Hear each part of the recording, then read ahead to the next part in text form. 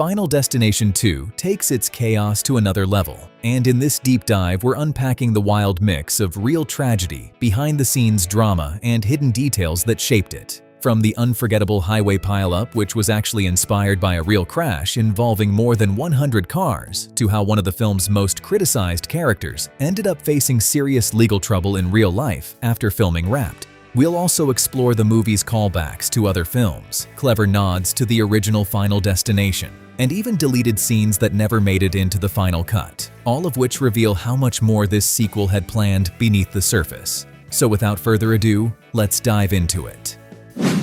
The filmmakers originally tried using real logs for the massive highway crash scene, but during testing they found that actual logs were too heavy and didn't bounce or fly through the air in the dramatic, chaotic way the sequence needed. Because the real logs just thudded to the ground instead of creating the wild chain reaction danger the scene is famous for, the team decided to replace them with CGI logs. This allowed the effects artists to control the movement, speed, and impact of each log, making the crash look far more intense and unpredictable than practical props could achieve.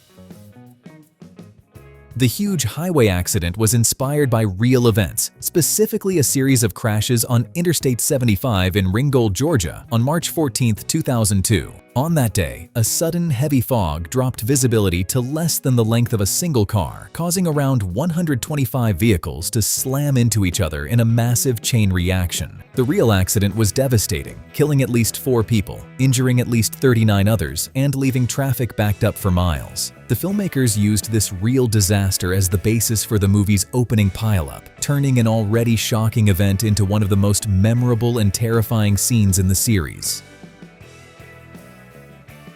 The gruesome death of Nora was inspired by a tragic real-life accident involving Dr. Hitoshi Nikaido, a surgical resident in Houston who was killed by a malfunctioning elevator in 2002. Just like the scene in the movie, the doctor's shoulders were pinned by the closing doors, and as the elevator car continued to move upward, the ceiling sliced off a portion of his head. Beyond this real-world tragedy, the filmmakers likely drew creative inspiration from the horror genre, specifically a similar scene in the 2001 movie The Shaft. That film was a remake of a 1983 Dutch movie called The Lift, which had already popularized the terrifying concept of an elevator decapitation decades earlier.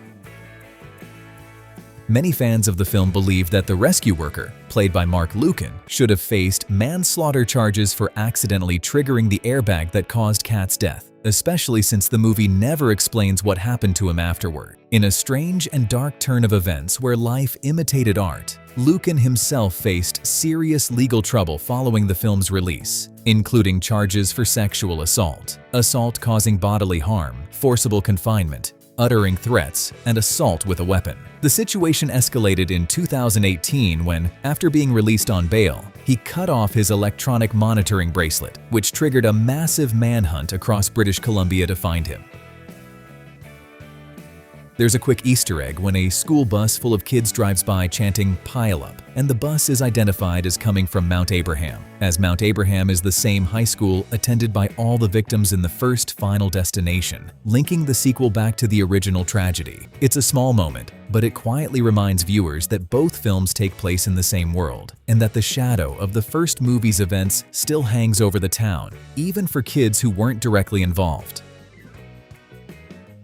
In the movie, Isabella often complains about her husband Marcus, and a deleted scene shows exactly why. In that scene, Clear, Kimberly, and Thomas go to Isabella's house expecting to find her, but instead they find Marcus there openly cheating on her. He's so dismissive that he even questions whether Isabella's baby is really his. Marcus was played by actor Roger Cross, but the entire scene was removed from the final cut, leaving only Isabella's frustrated comments in the finished film as hints of their troubled relationship.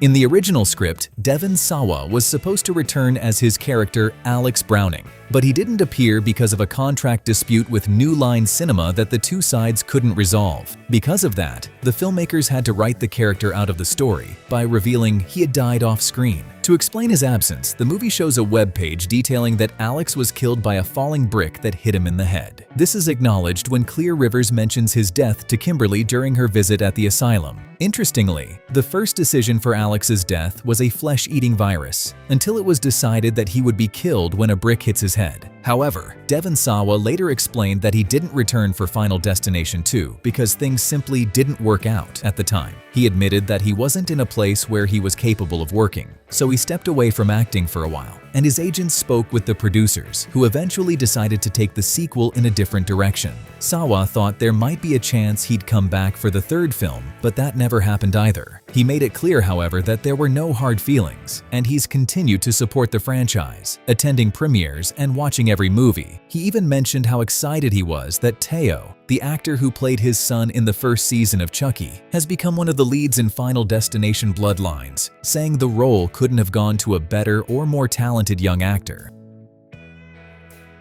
The sanatorium where Clear voluntarily commits herself for safety, called the Stony Brook Institution, is actually the same filming location used for the opening scenes of Halloween Resurrection. The production reused the real building because it already had the eerie, institutional look both movies needed, making it a perfect backdrop for Clear's attempt to hide from death.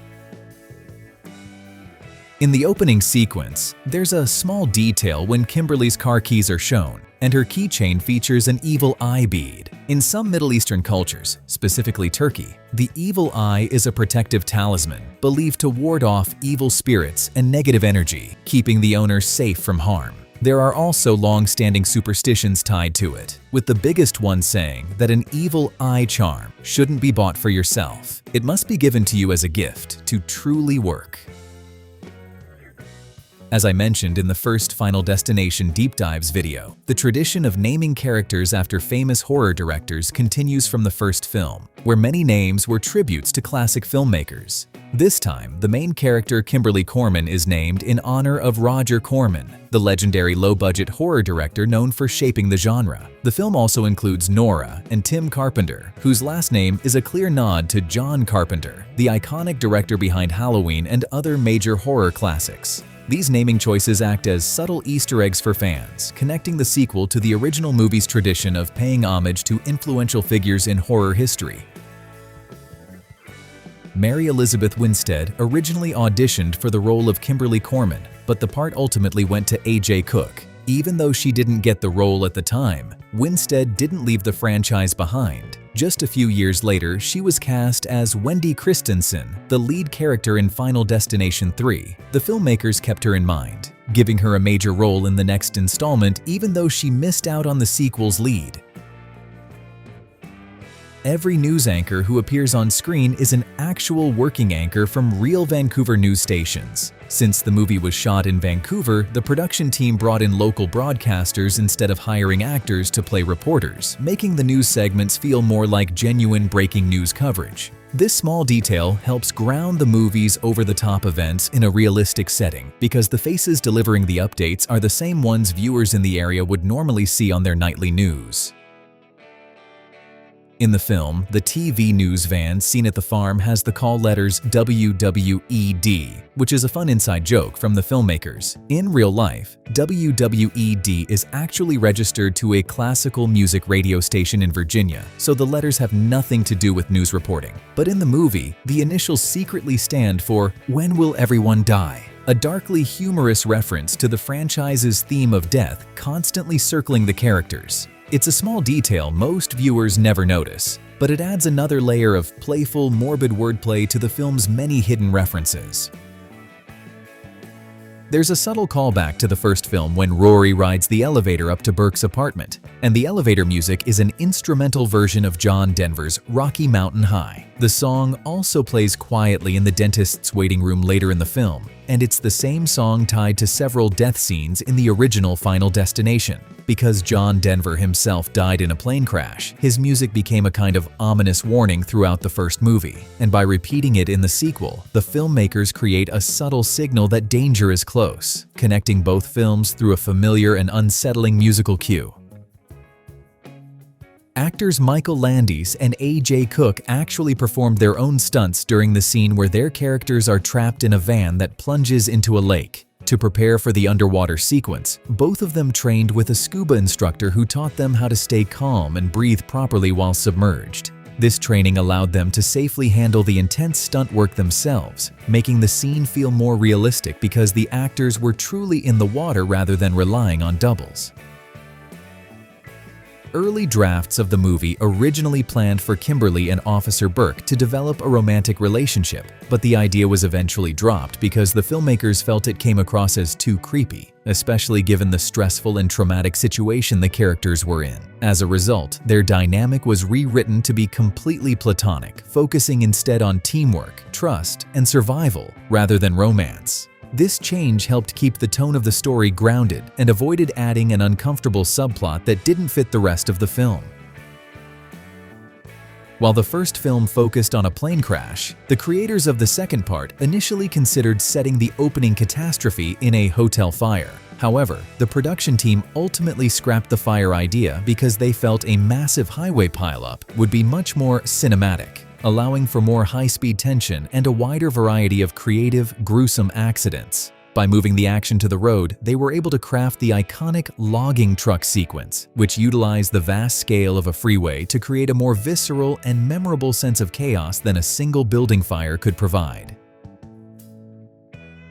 During development, the character of Tim Carpenter was originally intended to be much younger, with the script first portraying him as a 9-year-old and later as a 13-year-old. However, New Line Cinema eventually stepped in because they felt it was not appropriate for the film to depict the violent death of such a young child. To satisfy these concerns while keeping the character in the story, the creators settled on making Tim 15 years old, which was considered an acceptable age for his eventual encounter with a giant pane of glass. The movie has two alternate versions of Nora's elevator death, each showing a very different level of gore. In one version, the scene is completely bloodless. Viewers only see Nora's pained expression as she's caught, and then Clear and Kat pulling her lifeless body out of the elevator with no blood shown at all. The other alternate version goes in the opposite direction and is even gorier than the original cut, showing the elevator repeatedly going up and down until it fully severs Nora's head, followed by a huge burst of blood splattering across the wall and inside the elevator. The filmmakers experimented with different tones for the scene, from toned-down horror to full-on graphic shock before settling on the final version.